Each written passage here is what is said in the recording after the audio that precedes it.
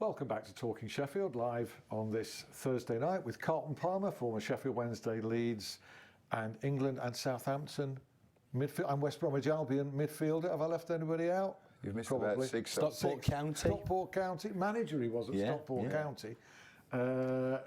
Mansfield Town. Yeah, yes. Manager. Manager. Nottingham Forest, Watford. Nottingham Forest, Watford. Go on. We haven't got time for any more of this. Even I forgot. We've only got 24 minutes left. Matt Dixon, Sheffield Collegiate skipper of your mate, Joe Root. Absolutely, and yeah. to join us after you told us what's going on generally in the area, Tim Pickford will be joining us. So plenty on. James Gregg. Plenty going on. Well, this weekend, usually I start it off with this roundup with football generally, but this weekend it's got to be started with rugby. Rugby union, that is, in this local area, is definitely on the agenda of many folk this weekend, particularly if you're living in the Dore area. Dormoor travels to Abbeydale Park this weekend when Sheffield Tigers play against Sheffield Rugby Club in the derby. It's two teams in National 3 North, a very high standard of rugby. Very exciting then that Sheffield Tigers are 14 points clear at the top of that league after an 8-3 win over Billingham last weekend, while Sheffield Rugby Club, they're second in the table. That's actually after a points deduction by Furwood Waterloo, and that gets underway at 12:15, and there's going to be a bumper crowd there, I'm sure. Lots of people cheering on, and it could get a little bit feisty in the bar afterwards as well, so I'm told. Move on to football now. We've got Sheffield Wednesday. They welcome Wolves. They're going to aim to put the worst performance of the season behind them after a 2-1 loss away at MK Dons in midweek, while Sheffield United, they travel to Scunthorpe after a 1-0 win last week against Coventry. Scrappy, but it's got the job done, and maybe that's just the catalyst that they need to start their season. Sheffield Football Club, they they're 10th in the table in their league, and they host Stafford Rangers, and they won last week 2-1 against Newcastle Town. That's Newcastle from Staffordshire, not from the North East. And Sheffield Hallam FC, they take on promotion chasers AFC Emley before travelling to Worsborough Bridge, who they beat 2 weeks ago on Boxing Day. Sheffield Steel as well, 6 wins in the last 7. It's their most fruitful period of the season for them so far. Still in form as they head north to play against Braehead Clan this Saturday at 7 o'clock before returning home to play against Coventry at the Arena on Sunday, and that's 5 p.m. as well. I just shake my head at that back-to-back. It's because every weekend, isn't it? They can't sleep. I mean, they're 300 miles apart. It's a late-night match. And then the next day, you're playing again. Now, I know Carlton's got a very old-school view about, you know, he'd have played 7 games a week in his career if they'd have allowed him. But there's no recovery time there, James, whatsoever. Particularly last weekend, you know, they were up there in Scotland last weekend playing against Braehead again on Saturday. They got back into Sheffield at 6 o'clock in the morning, and they were playing again at 5 o'clock that afternoon. Nonsense. I know. So it's, you know, it's a tough schedule for them, and their schedule doesn't get any easier. On Boxing Day, they play against Nottingham Panthers. No Christmas niceties for them, and they play against them the day after that as well. So exciting times for Sheffield Steelers fans over this festive period as well, particularly in the form that they're in as well. And we'll finish off with basketball. It's the final game for the Sheffield Sharks as they play at the English Institute of Sport tomorrow. 7:30 tip-off against the London Lions, and their next game is the 3rd of January. And I've been told to say that there are tickets available on the door tomorrow for that clash as well. So that's everything. All the players have got all the Christmas off and even New Year as well at Sheffield Sharks basketball. I read some quotes today from Atiba Lyons, the coach, who actually sat here just 2 or 3 months ago, saying that he trusted them to behave like adults and responsible professionals over the Christmas period. I'm looking at you while I'm saying this. Didn't matter to me. I went out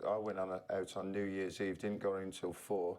And still Mark Les Ferdinand out the game, and we won 3-0. So that's the story of the game. But Les was in the same place as I was.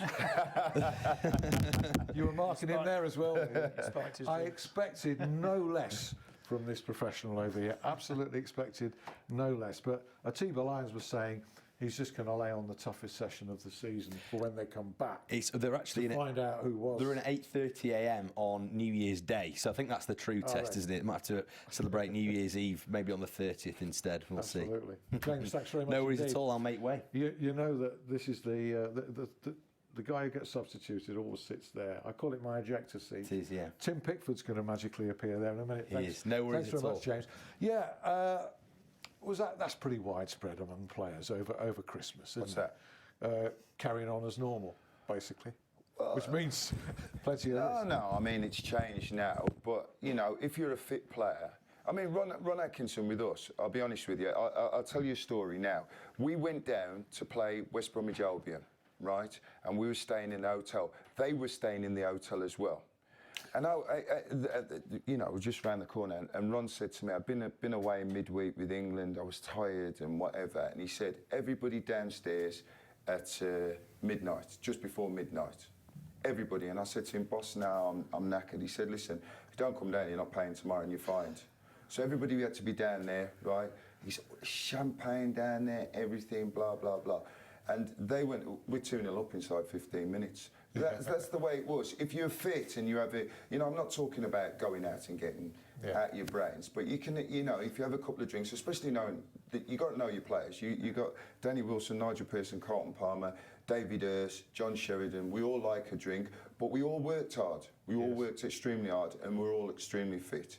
So you've got to know your players. But there's less of this now. I'm sure there is. There's less of this, but I hear that they can't play 3 games a week. They can't, you know, the rotation that goes on. I mean, listen, you know, I just find it incredible that, you know, Ron and I were talking about it the other day, that in September, October, you're talking about players being tired.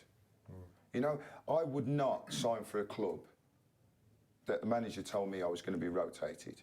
Drop me if I'm not playing well enough. But if I'm playing well, I want to play every week. There's very few clubs you could have joined then now in 2015. Well, I wouldn't be playing, would I? I wouldn't play. I don't want to be involved in the game now. And I'm not saying that with any kind of, you know, good luck to them, the money they earn or whatever. I've done all right in love and I'm comfortable. But, you know, I see it as a business now. I don't see people smiling. Like when we went out, when I played with Gazza, played with Sparky Hughes, Ian Rush, some of the great players, Chris Waddle, John Sheridan, they went out and had fun. I don't see these players having fun. I don't see them. It's even worse for the managers now. You know, I see them, you see the expressions on their faces because they've got no time. They've got to win. Everybody's got to win, and it's just... I think that's a very good point. The enjoyment, it doesn't show on people who should be enjoying it. Joe shows enjoyment still, you know, right at the top under extreme pressure. And this guy here, Tim Pickford, he's given me his card here. He's director of Rylatech, which is a food packaging company. It is. It's my brother and Andrew and myself. Okay, and you, for some years, have been sponsoring a vital piece of Joe Root's equipment. Yes, we have. How's that come about? We came about back in, it was the day of the Olympic Games in London, where they opened. That was in Portugal on a holiday. And another collegiate man, Michael Vaughan, rang me, just for a chat. And the conversation moved. He's involved with ISM, who are Joe's agents, and the conversation moved on to that sponsor. And he said, "Oh, they were looking for somebody, looking for a local business, and they got a couple in mind." So I said, "Yeah, it sounds interesting. If they don't work out, you know, it's something we could, you know, be quite interested in doing, I'm sure, if it was right." About 10 years ago, we were involved with a lad called Neil Cheetham. Neil's a local golfer. A lot of the lads in the Sheffield area will know him. And we did the same. We sponsored his bag, his sweater, and we had great times on the tour. So we'd had some good fun with it. Could you couldn't have imagined how well this would work out, because as well as Joe does, it's, you know, it's great crazy. for you. It was crazy. Joe had it was his second full season in the first team at Yorkshire. He was establishing himself. This was in the August. We signed the deal, and I think it ran from the 1st of October, and it still does. And Yorkshire went to play in the, Matthew might remember, the Champions Trophy in South Africa, which was live on Eurosport. Now, this went live. Joe took guard with the stunt cam, and my phone went nuts. Yes. Because nobody knew about this thing, and suddenly the company name's on the screen, and it went from there. I think a month later he was selected to go to India, and it just, I know Matt said earlier, it accelerated very, very quickly from there. Now, that space on Joe Root's back was worth a certain amount then, 3 years ago. Yeah. It must be worth a heck of a lot more now. Yes. And you're still sponsoring. Yeah, I am, yeah. ISM have been great. Joe's been fantastic. You know, I think he probably feels we were there from the start, and it's He's shown loyalty to you. very much so. Joe has shown a lot of loyalty to me. In other words, he could be getting more money from another sponsor. Yes, and I did say to his agents, you know, I appreciate now he's moved to a higher level, and ISM have been fantastic. Because listen, if there's ever a time when you've got something that, you know, you can't turn down, then you must talk. You know, just let me know. But Joe moved to a new kit manufacturer. He went from his existing one to a new one recently, and their colour is predominantly red. Now our company colours are blue. I'm a Wednesdayite. So I got a text from Joe late one evening saying, "We've seen my new kit and it's very good of you to change your company logo to red." It's a bloke, Well, of course. my reply to him was quite very honest And to the point. certainly very direct. Yeah, and we left it at that. Right, But, but despite all that, you are it's still there. sponsoring his It's bat. still there, and I still get a real thrill. You know, the business Andrew and myself have had for 30 years, outside your family, it's the most important thing to you. The business, the name, and I still get a huge thrill when I see it on TV or in the paper You must have. And or on the what- big screen. And what has the spin-off been like for your business as well? Well, a lot of people talk about it. I mean, I think it's one of those things people still continue to. Have you seen the Times? Have you seen the Telegraph? Have you seen it on BBC's website? It's there. It still excites me So to it's see. making you more money than you're actually paying, yeah? It's high profile. We're high profile. I hope he is. But is that, yeah, that's good, isn't it, Carlton? In this day and age, you've got some loyalty. It's not all about money here, which is refreshing, isn't it? Would you say? I'm old school. It's all about loyalty. I think you were going to say it was all about money.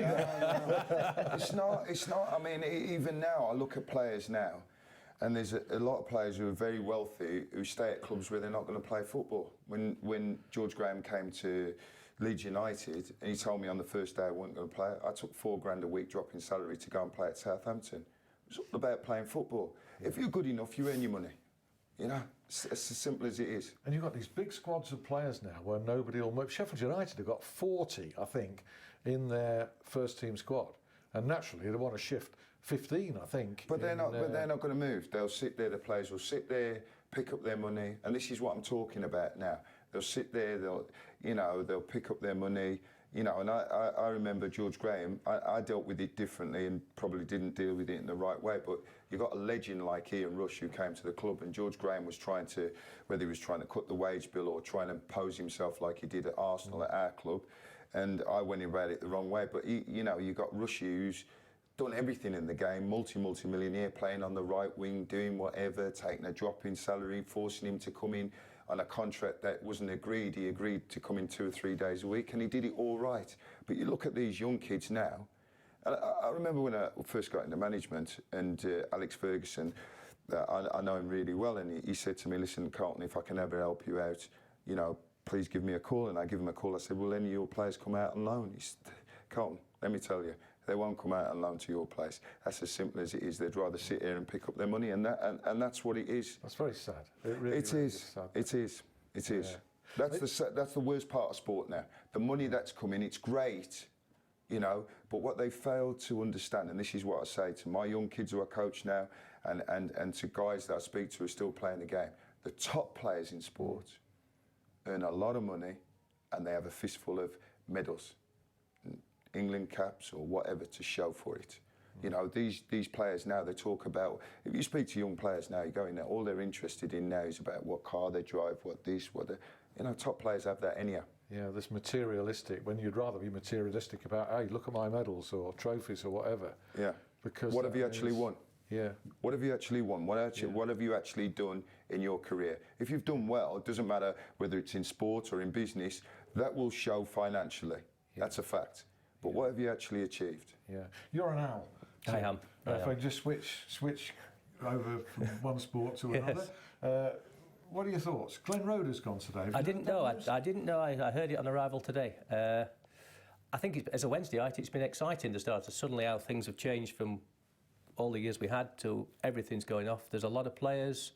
There's a lot going off. There's a lot more quality in that. There's certainly a lot more quality, and I'm actually starting to watch the second half. Rather than stay in the bar. So yes, I've seen some quality football. There are an awful lot of players out there. Yes. But I've enjoyed it. It's been good so far. And I think we're in a really good position to kick on.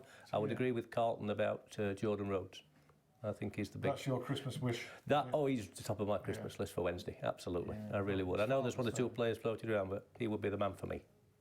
Okay, really that'll be interesting to see if anything develops on that. It's been looking very unlikely whenever I've sniffed around the edges of that. It's always looked unlikely because of the cost. But we will see. Are you at the Wolves game on Sunday, Sheffield Wednesday Wolves this Sunday? Not this Sunday. I'm there. When's Boxing Day? Unless that's this Sunday. Birmingham. Yeah. No, I'm there Boxing Day. You need Lucy here. She's got your diary. No, she's got the diary. Yeah, no. I'm there Boxing Day. Yeah, I'm looking forward to seeing them. And my mates have, I mean, funny enough, they were trying to get me to go down to MK Dons the other night. I'm so glad I didn't go because they said it was the worst performance of the season. But people have said to me, I mean, I was getting phone calls. I mean, the lads ring me and whatever, and they said the cup game against Arsenal. I said Carlton was like back in the days. The place was bouncing and whatever. And the Sheffield Wednesday supporters, and I even say the Sheffield United supporters, they've been loyal. If you look at the crowds that both of these clubs have been going in hard times, you know, they've turned out through thick and thin and paid the money. They're entitled to a bit of success now, both clubs. Well, Sheffield United regularly getting 20,000, which is remarkable for the position they're in. And there's going to be a lot of activity there, I think, in January in the window. You're living in Shanghai now, most of the year, apart from school holidays. What took you there? Well, no, it's weird. If somebody said to me, like, you know, 20 years ago, I'd be living in Shanghai and coaching in a school, I'd have said, you're crazy. But no, what happened was when I was working with the BBC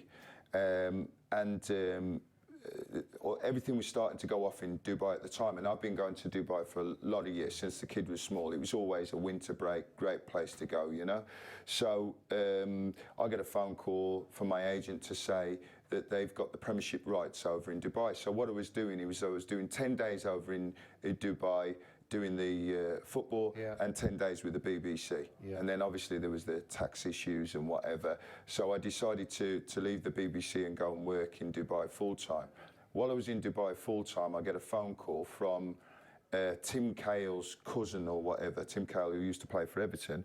Would I head up a football academy at this school, Repton School? And I said, no, I don't work for anybody else. That's not me. That's not how it happens.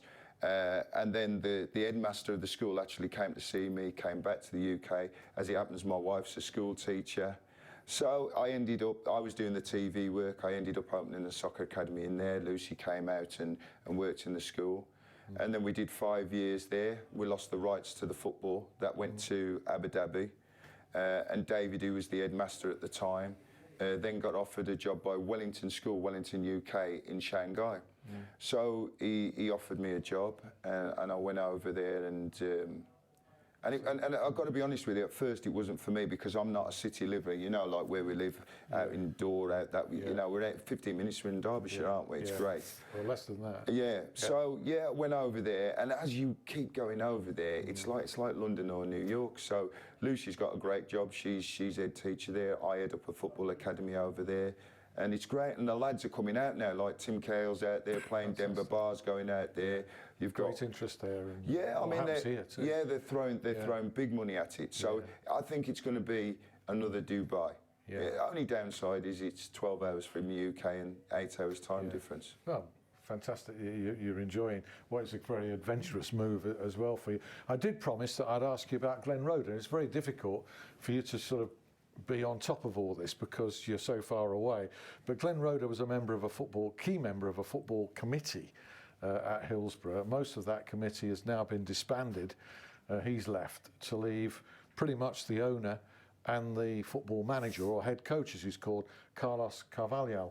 I think you'd be thinking that's the way it should be anyway. I was here when they set the committee up. And I thought it was jobs for the boys then. No disrespect, I know Glenn really well and he's a good footballing bloke. But I thought it was jobs for the boys. If I'm a football manager, I identify the players.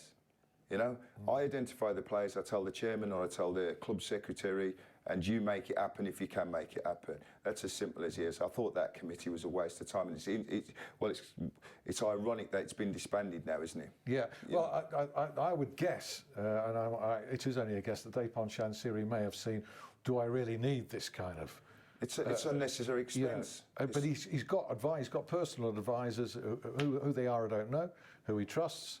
So I would think he'll only make one more key appointment in that area or two. But he is quite secretive. So, but the problem he's entitled to be. But the problem you've got with these chairmen who buy the football club, more and more chairmen who buy football clubs are not interested in football. But he's becoming. But they get you know into hot water. Look at the boy Fernando.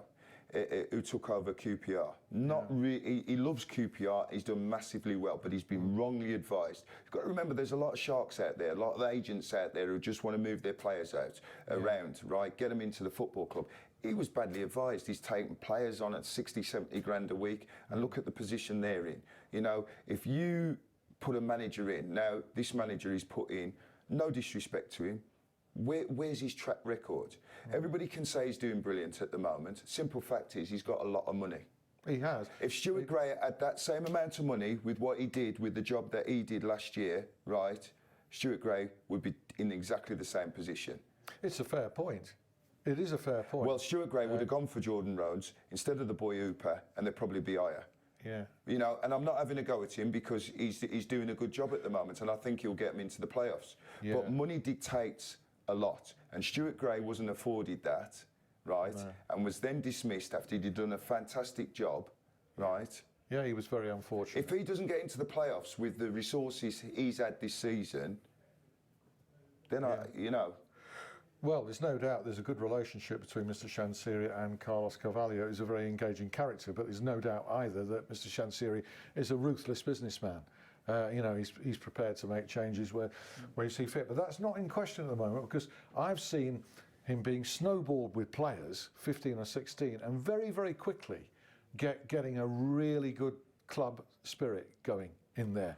But I don't know how you can do that if you keep rotating. I saw Liam Palmer. You look at Liam Palmer last season. Yeah. Unbelievable season. No, he's in and out, he's in and out, he's in and out. You know, at the end of the day, right, I understand, right, if your priority now, because of the way it's gone, Sheffield Wednesday's priority is promotion, correct?